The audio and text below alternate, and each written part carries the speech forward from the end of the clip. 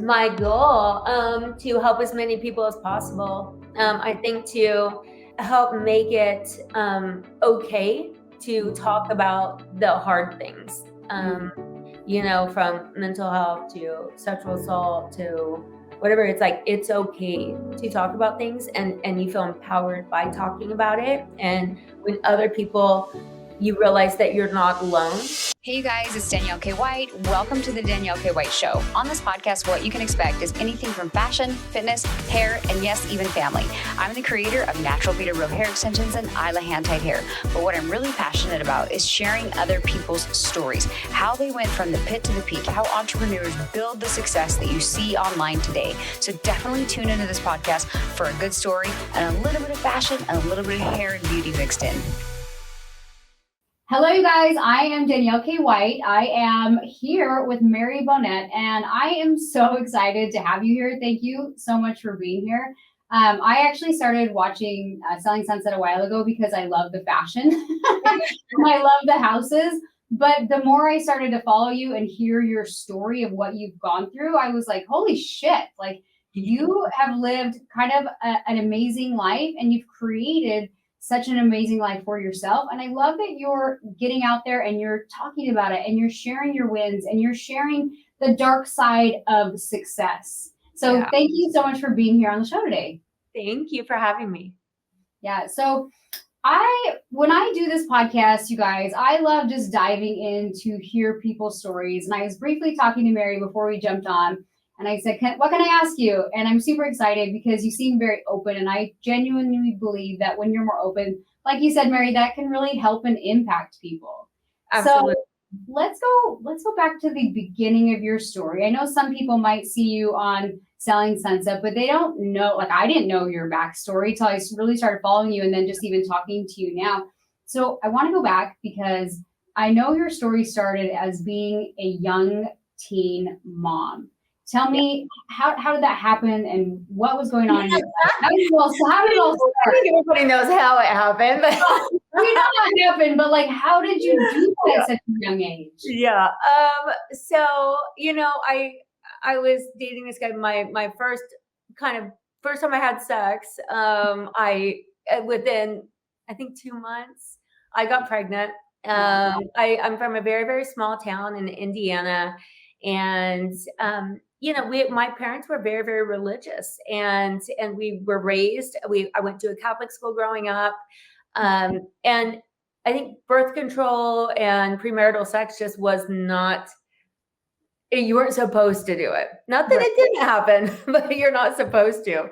And so, I got pregnant and I can't really explain why, but I could not either give him up for adoption. I could not have an abortion. And it was just something that, and I'm very open-minded, even though I was raised Catholic and very like religious environment. I'm all for abortion too. Like, but I personally could not do it at that time. Like, and I was 15. Oh, wow. Yeah. I was a baby and, it made everything very, very difficult, for the next forever.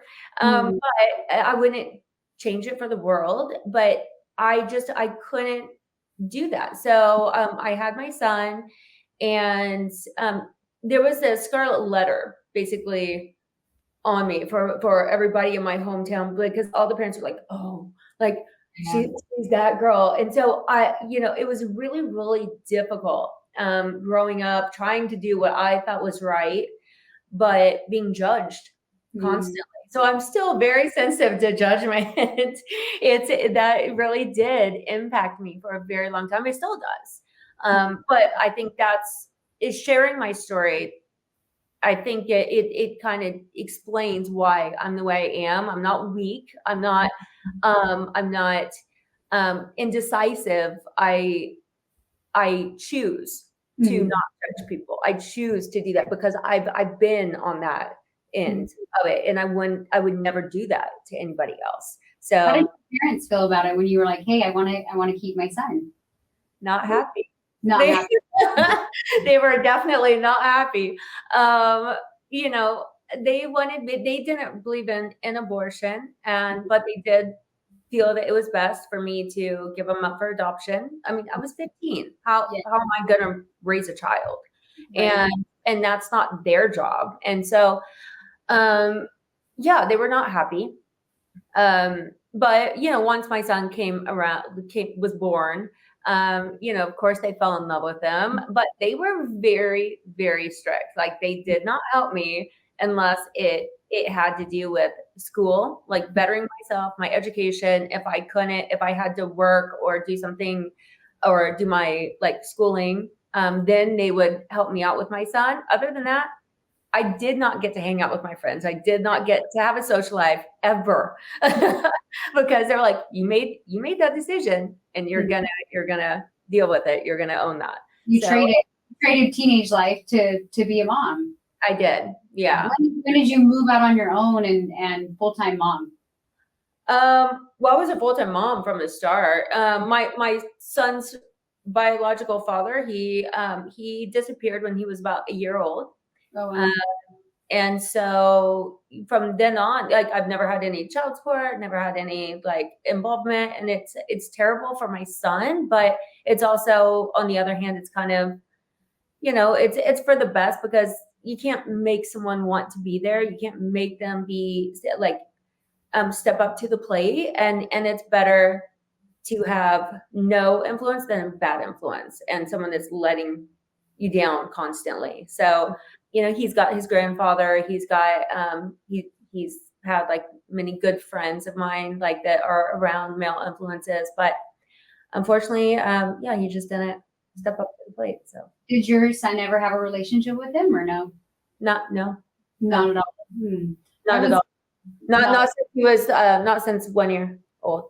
Oh, wow. So even later in life, he kind of never came back in the picture. Nope. He called one time when Austin was about 10, I think, and just kept asking me questions. I was out in California. I was with my first husband at the time. Great guy. My son had 2 stepbrothers that he adored.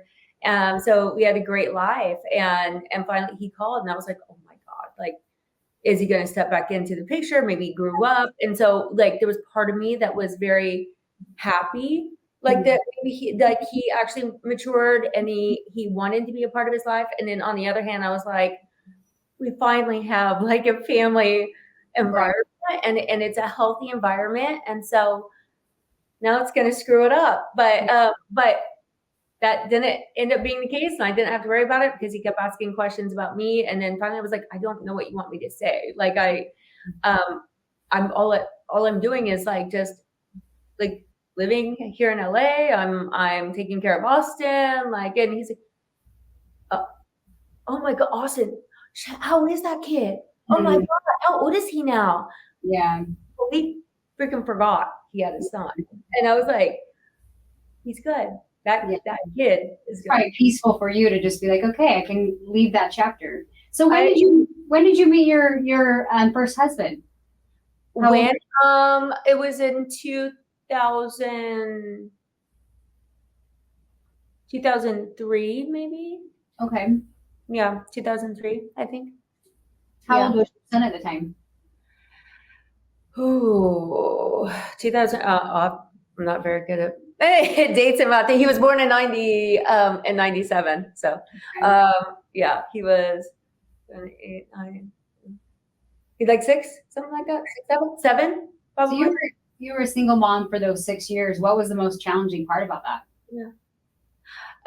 Juggling everything. I was trying to get through college, because I didn't want to be one of those statistics, like where I just like, got pregnant, moved off the government, stuff like that. I was like, I'm not going to do that. So I just worked my ass off. And I went to college. I worked like at night to try to pay for his sitter, to try to pay for everything else and just living. And I barely slept. I got in wrecks because I would fall asleep at the wheel. So it was it was a very, very difficult time just trying to juggle everything and trying not to have mom guilt, because I barely even saw my son. I would go pick him up to take him to a different sitter, go to another job, come back, pick him up, take him to another one, to go. Like it was just this juggling thing, and always just stressed about not being able to pay for things and not being able to like it was, yeah, it was just stressful, but I did it. And that's, and sometimes it takes just going through those rough times and just powering through, and it sucks, but Yeah. but you have to do it. You learned how to grind. You learned how to hustle. That's where you are.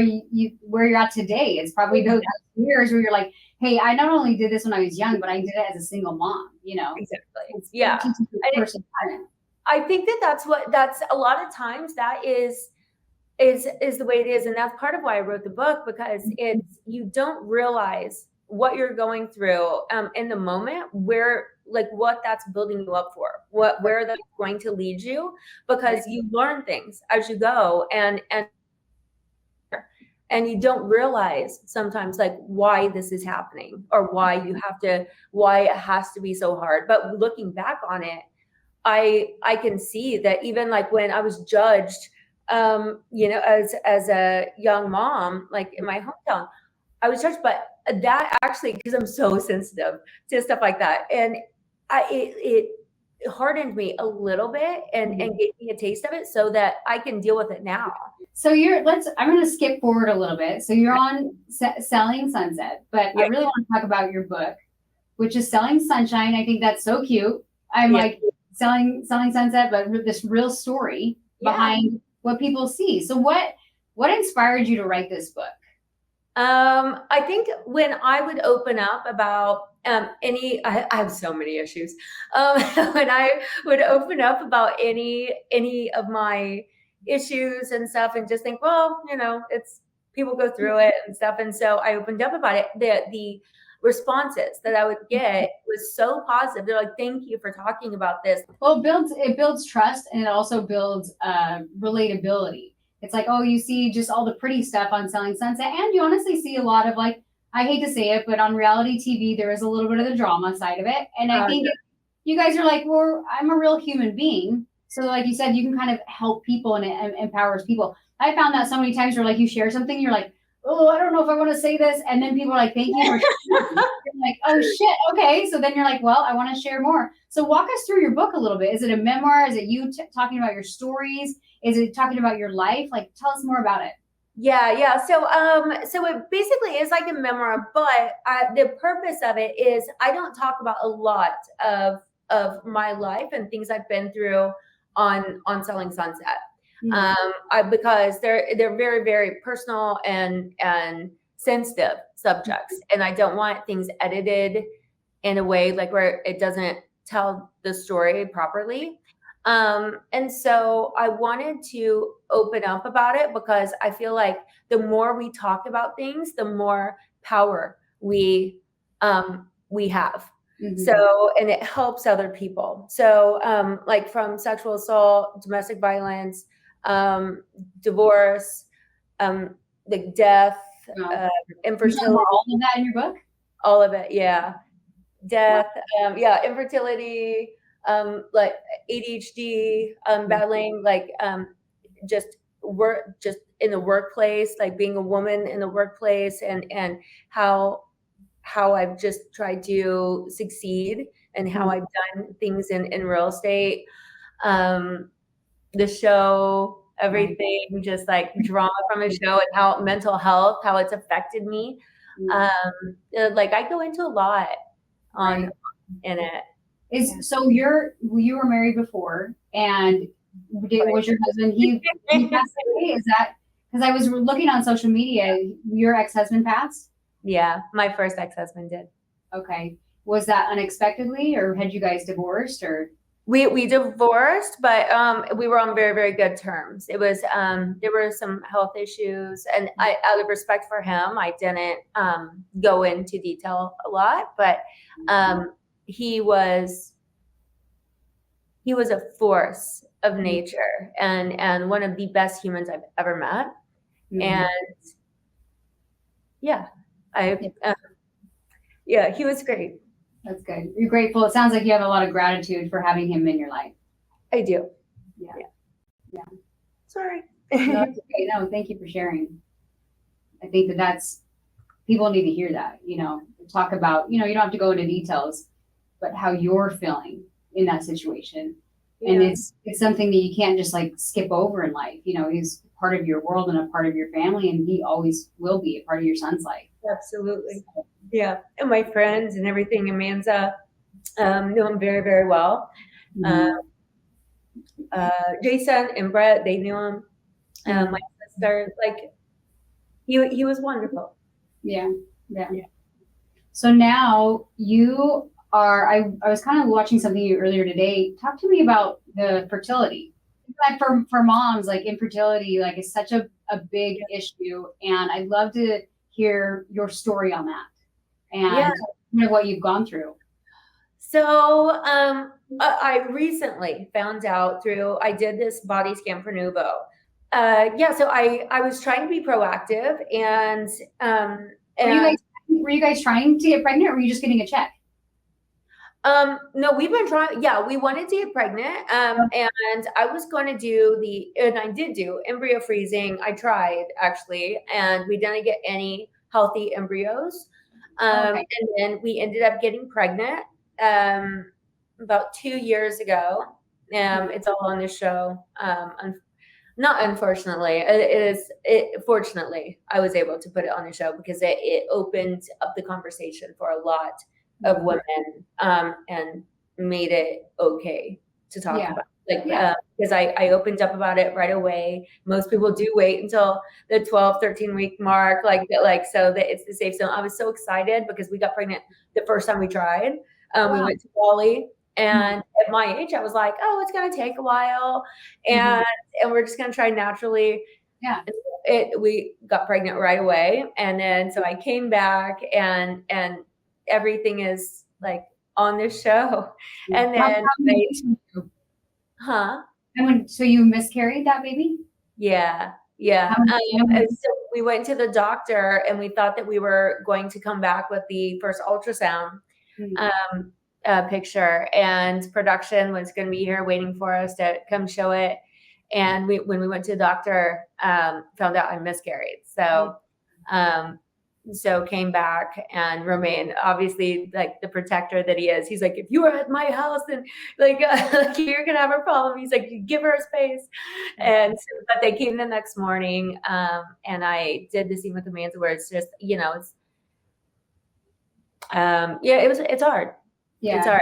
And I went through a bit of depression after that. And I've been through multiple miscarriages, and I didn't expect to be affected that much by it. I did in vitro before with my second husband, lost both of those babies.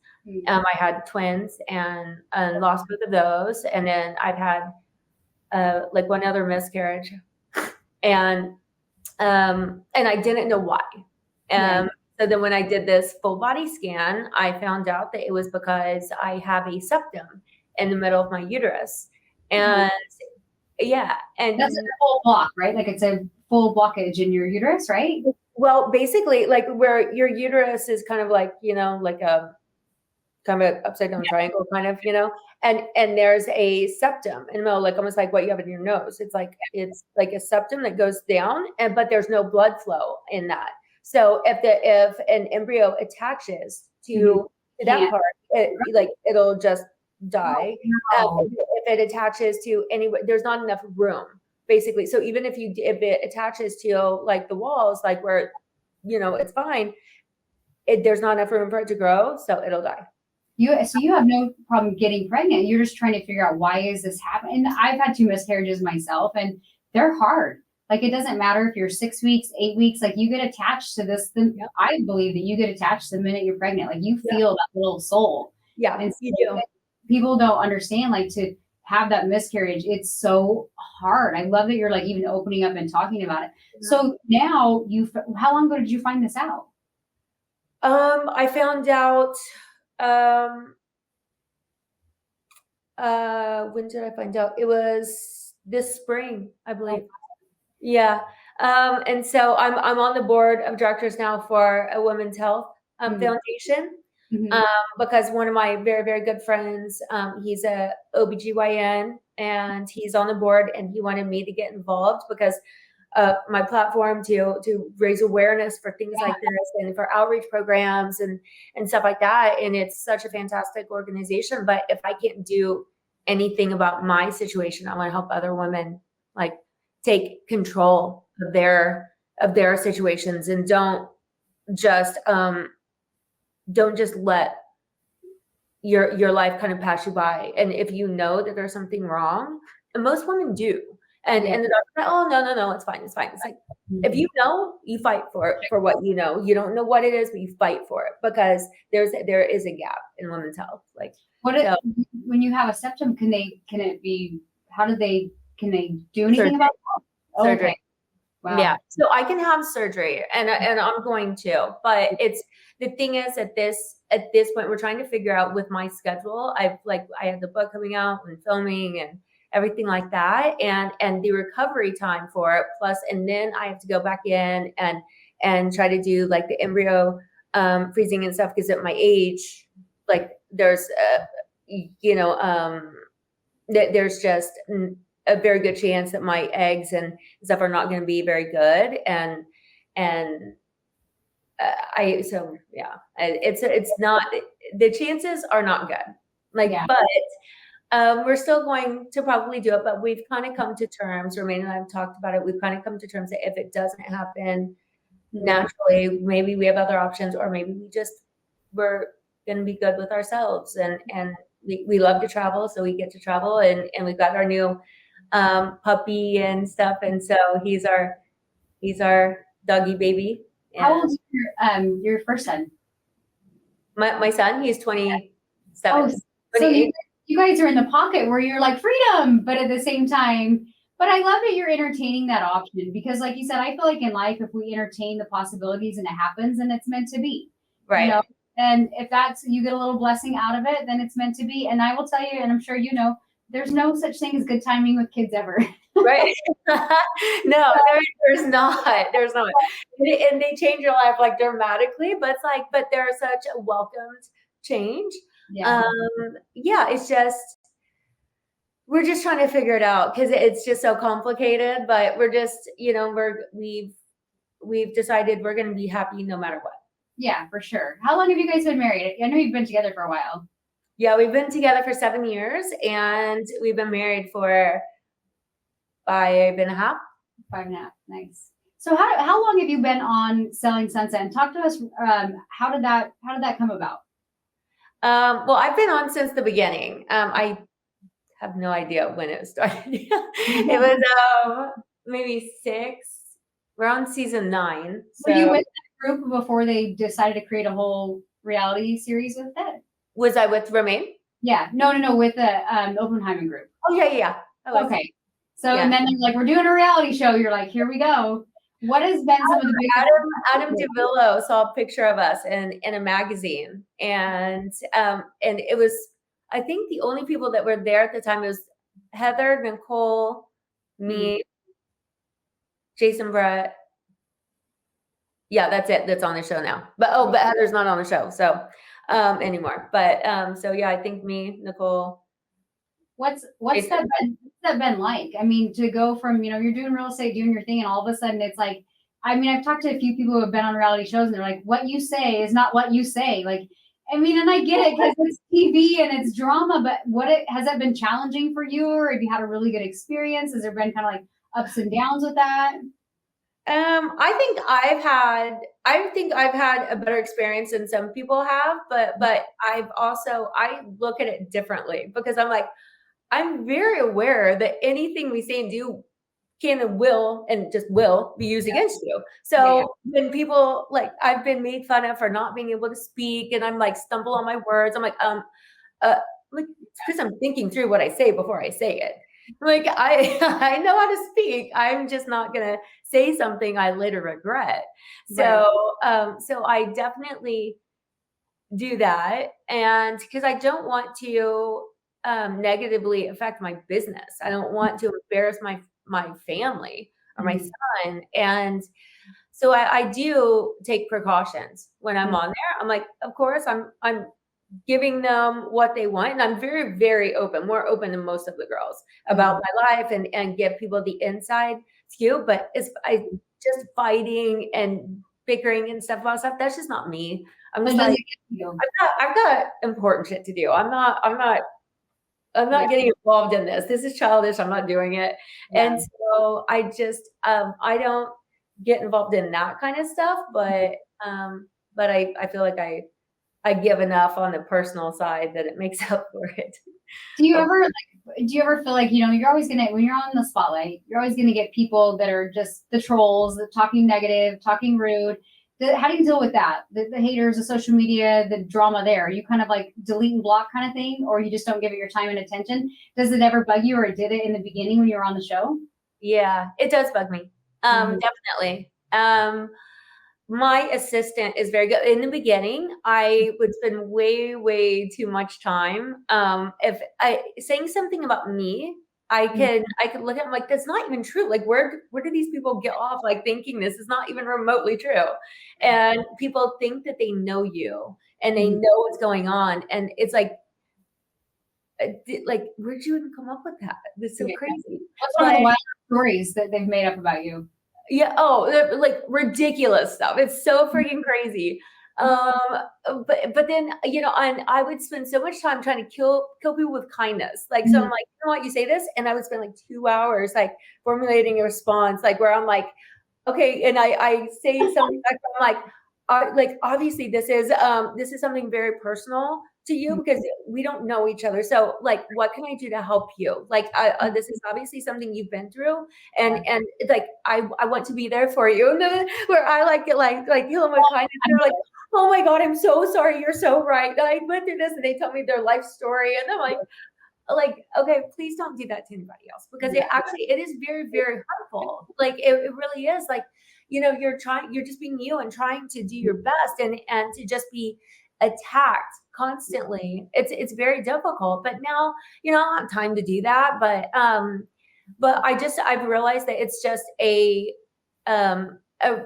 they're projecting like their own insecurities, their own issues. And so, I can just look at it and be like, I feel bad for them, like that they feel the need or have the time to reach out saying that they hate me and stuff like that. I'm like, then why are you following me? Why are you taking the time? If you hate me and you can't stand to even see me, then why are you following me? Why are you saying taking time out of your schedule, like, to do this? Like, it makes no sense. And so I can just look at it for what it is, but it's hard. Like, and so my assistant does try to hide things from me. When she goes through my Instagram and stuff, she'll hide some of like what she knows would be hurtful to me. She'll hide it from me so I don't have to see it. Well, we're all human. That helps too. Yeah, it's interesting because like we're all human. So even though I love that you're like, I'm taking kind of the high road, and you're like, I know you're self-projecting, but it's like sometimes you just want to be like, you fucking bitch, or what? Okay, what are you doing? What are you like? Who are you? But then it's like that for me. I'm like, if somebody says something negative and I react, then my response then bothers me. So I'm either like delete and block her, and I'm like, hey, I totally get it. And then it can circle all the way back around. They're like, they're like surprised that you're human and that you're nice. Like, people just want a response. Like, because sometimes if I do even say something, I can't believe you responded. Thank you. I love you, actually. Like, you're just saying mean things just to get a response. I was like, it's weird. It's so weird, but it is weird. But I think it's great that you're kind of saying like, I don't get it, because you're a higher vibration. You're a different level. And so when you are kind of at this place where you're like, you said like, I kind of feel bad for you. You're like, because everybody has the ability to create whatever they want in life. And it's the people that are like down on themselves that are attacking people that are doing stuff. Yeah. I always say you're never going to be criticized by somebody doing less than you or more than you, right? Like you're always going to get criticized from those people that are doing less than you. Right. So now the only people I will respond to are the people that are super positive and super like if they it's almost like a puppy. You reward good behavior, not bad. Exactly. And so like I just ignore, hide everything else. And then it's like the people that are very positive and very like just nice people, then I'll respond. Then I'll like give back to them. But other than that, I'm not gonna acknowledge the bad behavior. Right. So do you love selling real estate? Is it something you've been passionate about? Yeah, I do. It's been a crappy market though lately, but you know, I started in 2008, which was about the hardest time in history, like as far as I've been alive. Right. But so I'm, you know, I've been through it right from the start, and I think COVID spoiled us.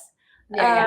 So I mean, going through and we were like, oh my God, this is amazing. Everything was like just flowing in. Right. And so now, you know, it's been a tough like couple years, but we're blessed. We have what we say is a tough couple years is still amazing for other people. So Right.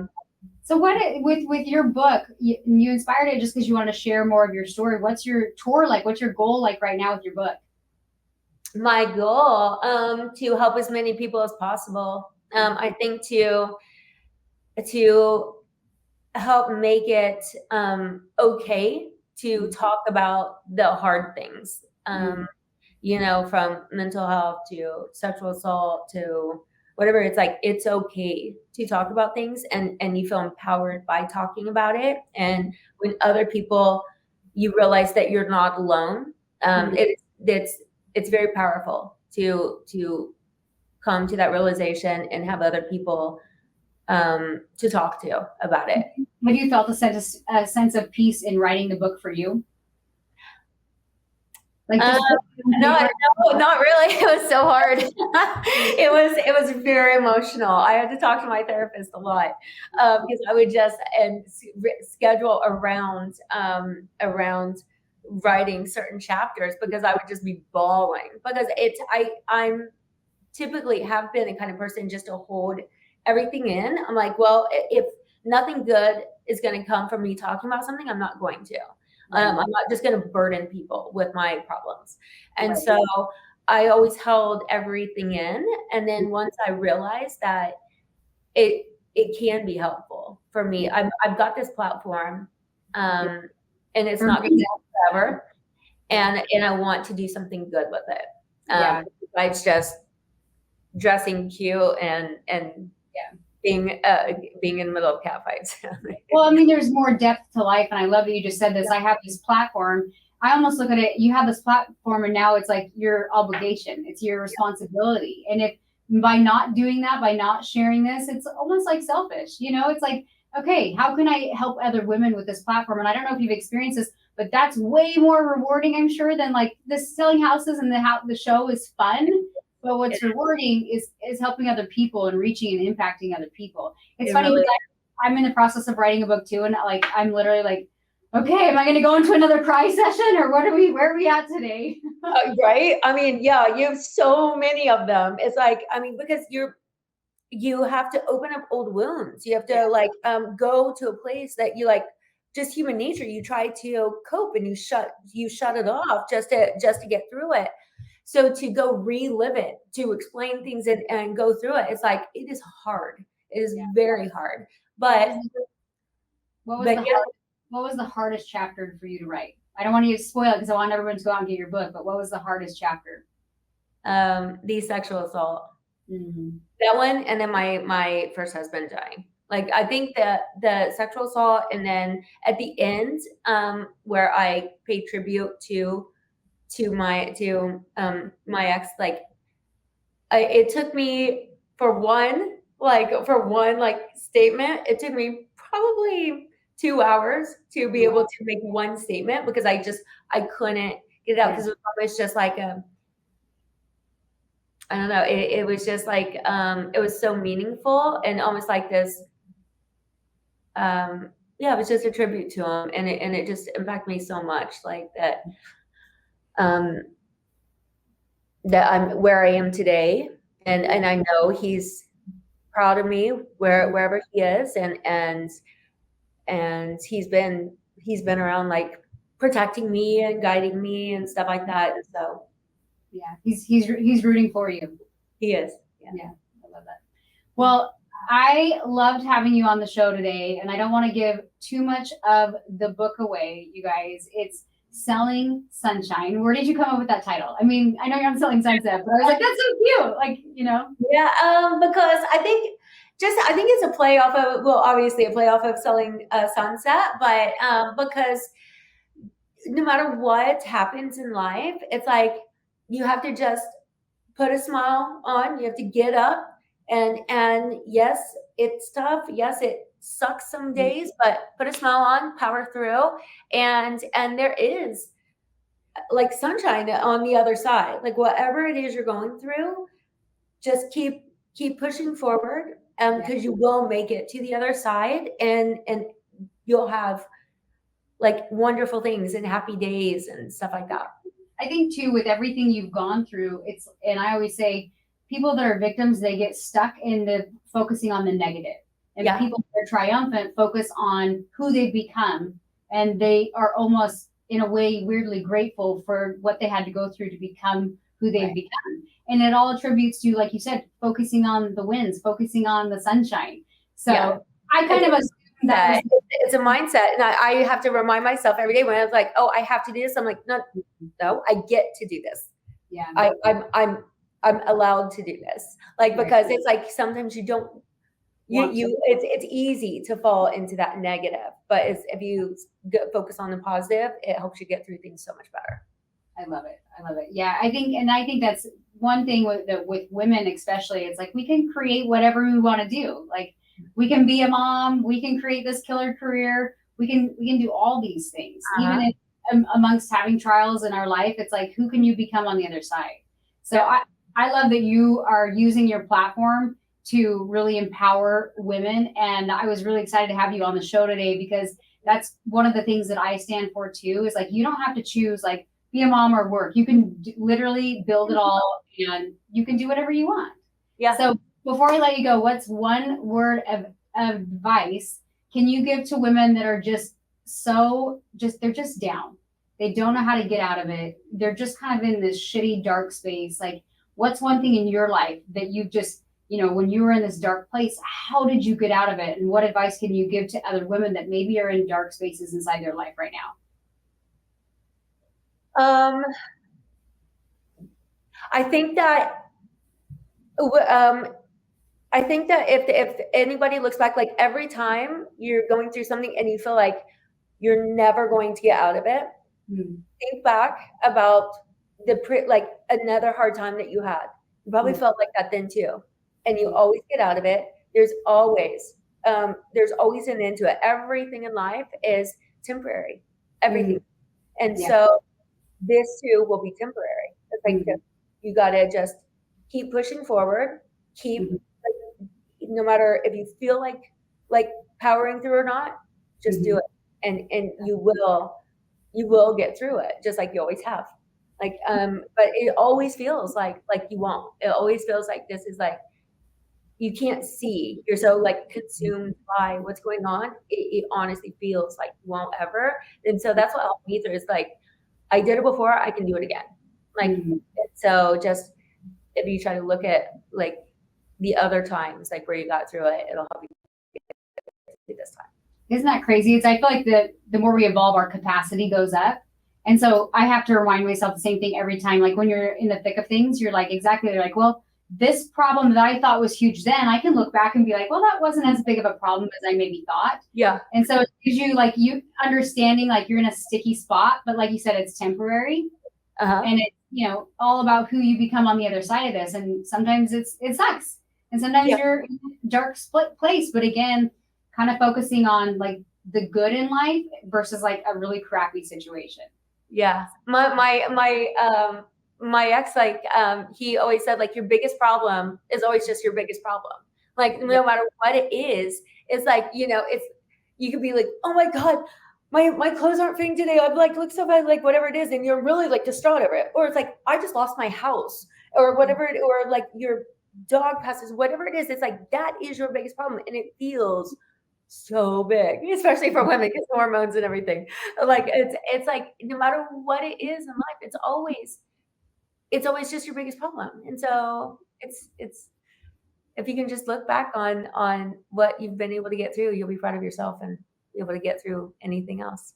Yeah, Look I love powerful. it. I love it. Well, thank you so much for being on the show today. Tell people a little bit about where they can get your book and tell us how they can follow you and all the good things. Yeah. So the Mary Bonnet, and on Instagram, TikTok, everything. And then there's a link in my bio to buy my book. It's on Amazon, Barnes and Noble, and then or you can click the link in my bio. Love it. So Selling Sunshine. I love it. You sold me. I'm already feeling it. I want to go read it. I'm like, I wanted to talk about it on the show a little bit, but I'm like, don't give too much away. We got to get people to But I love books like that. It's on Audible too. I did my own. Yeah, it's an audiobook too, and I did my own narration. Can I download the audiobook just on my iBooks? Or on it?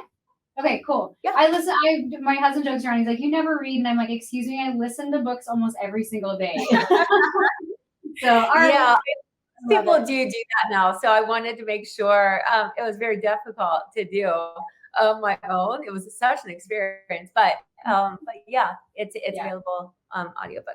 Awesome. Well, I'm gonna definitely go check it out. All right, you guys. Definitely follow Mary Bonnet. She has such an amazing story. Thank you so much for being on the show today. You guys, if you guys are watching the show, the biggest thing I can say is share it, because that's really how people are impacted, is if we share. If you guys heard her story or anything that she was sharing today and it impacted you, please share it. So, all right, you guys, we've had so much fun on the show today. Again, thank you, Mary, for being here. We'll catch you on another episode of the Danielle K. White Show. Thank you.